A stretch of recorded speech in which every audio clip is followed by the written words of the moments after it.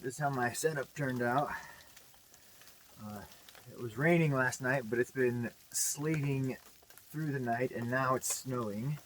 So I figure I'm taking down pretty soon so my tarp doesn't get totally weighted down. I woke up this morning with it sagging a lot because of the sleet. Last night, I got it configured so that the rain runoff, it wouldn't pool too much before it ran off, and it was doing fine.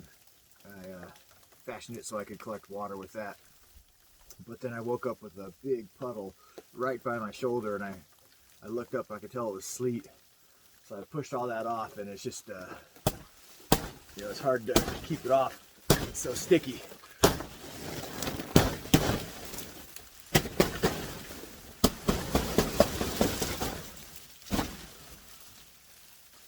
So water's boiling. I'm going to set up some hot cocoa.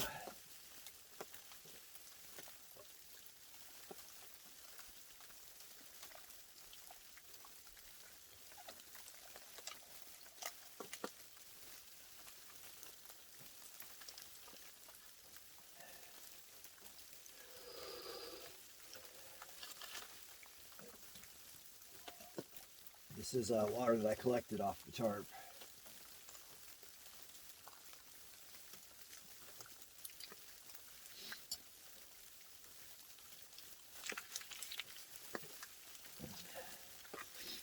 I already had breakfast.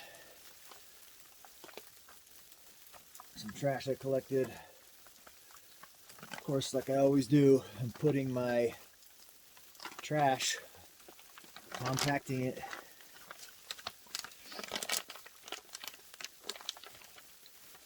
so I can carry it out and throw it away. And I still have my other little thing from last night in a little trash bag.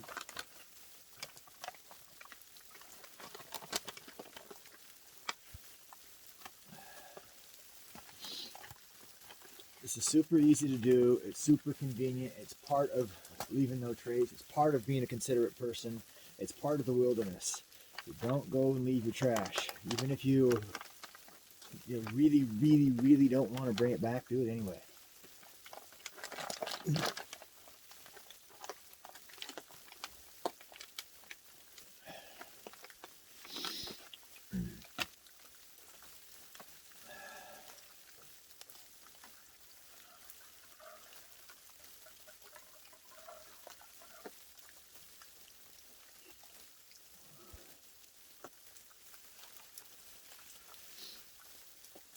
Yeah, so I put my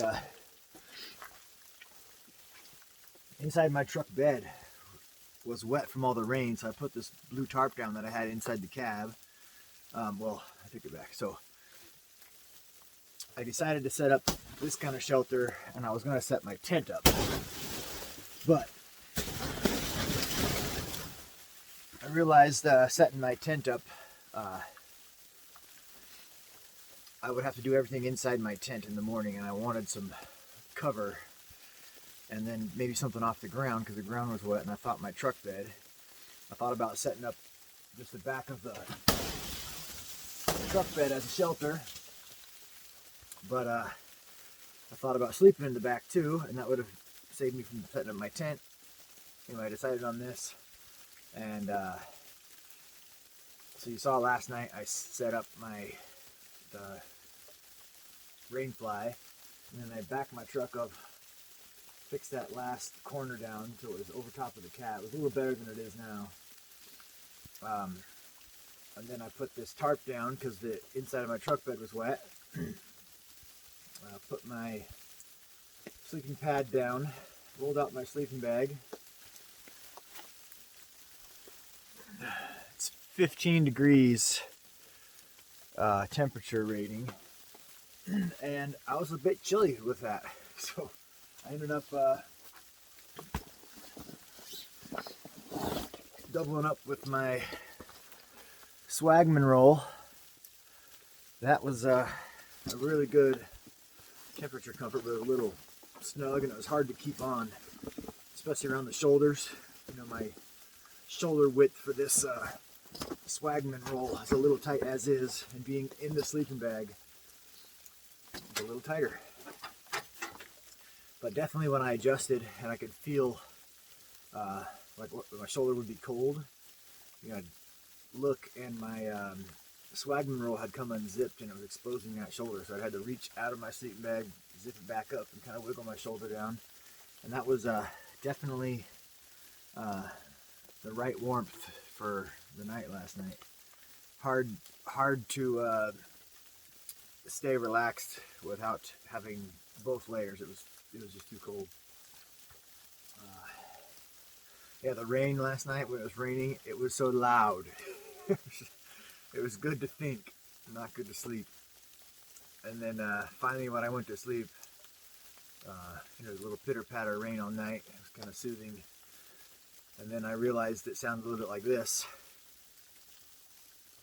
in the morning. That's why I decided to look to see if it was actually still raining. I saw the big puddle of slush.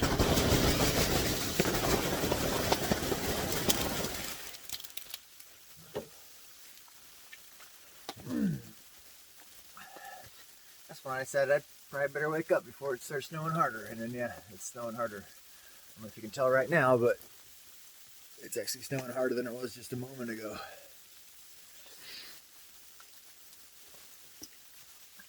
You know, that's how I had the setup.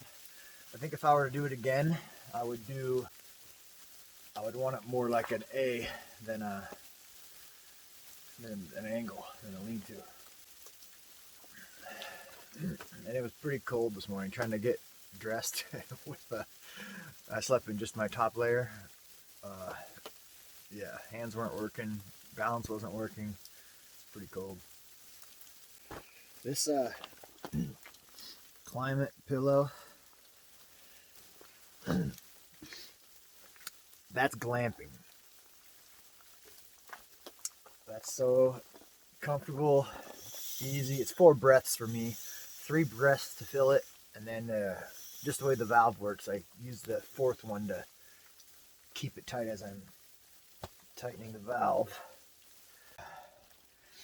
I almost dropped this tarp off at my buddy's house. I was going to leave it for him because I figured, you know, he could use it more than I could, and I just didn't really want it in the back of my truck anymore. But no, now I'm glad I forgot to drop it off while I was there.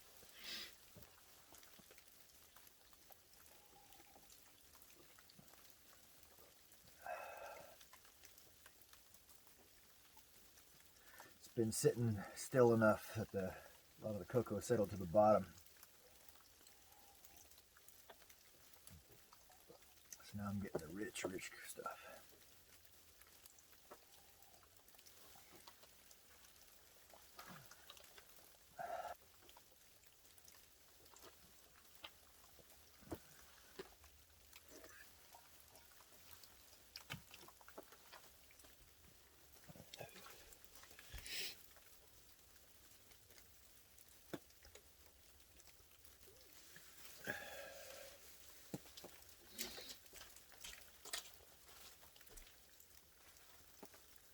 So this tree right here, it's a western hemlock. The way you can tell it's a western hemlock is that the top always leans, droops over like that. The myth is that they always lean to the west, but that is not true. This one is actually leaning towards the northeast. And there's one beside it leaning towards the north. There's another one behind this tree leaning towards the west. Anyway, they don't always lean the west. They kind of lean randomly, I guess. But yeah, it's a western hemlock. You can tell by the way the top of it leans over like that.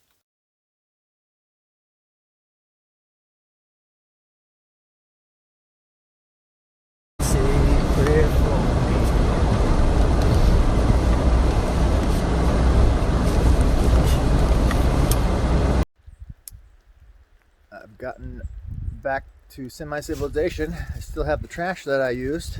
I packed it all up tight. This is 2 nights, 3 days worth of trash.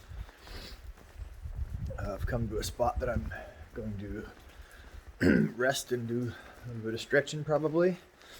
And there's a trash can available for use. Somebody changed it recently, but there is some stuff in there. Easy. And now I'm not a turd.